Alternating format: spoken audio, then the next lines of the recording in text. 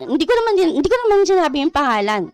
Si Sento, mismo naging kaano yung si Sento. Sorry, Sento Pero, mayroon ako nabasa sa views na, bakit daw ganun si Sento? Parang kumakampi na yung baboy na yan. Sino ba nagsimula? Sino ba nagsimula ng husga kay Sento? Di ba kayo din? Sinabi niyo, baboy? Nakita niyo ba nilitsyon siya? Hindi naman, di ba? Si Mang Rene, okay eh. Hindi ko makampi si Mang Rene sa amin. Hindi ko makampi sa amin si Sento. Patas siya. Kasi alam nila yung mali sa tama. Ikaw, alam mo ba yung mali sa tama? Para kayong teacher mo.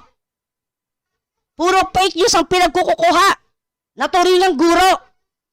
Pero di ba, kinakalawang?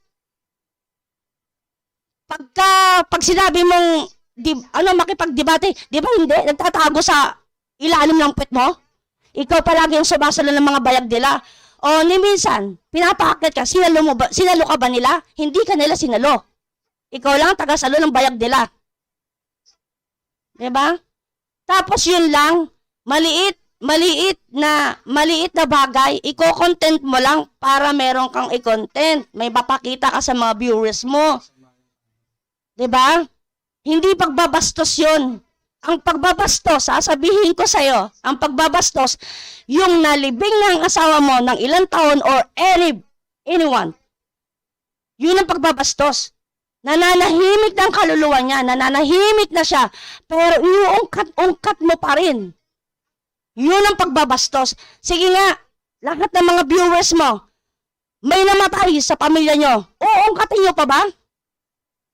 Yun ang pagbabastos. Kasi wala ka nang ginagalang sa sarili mo.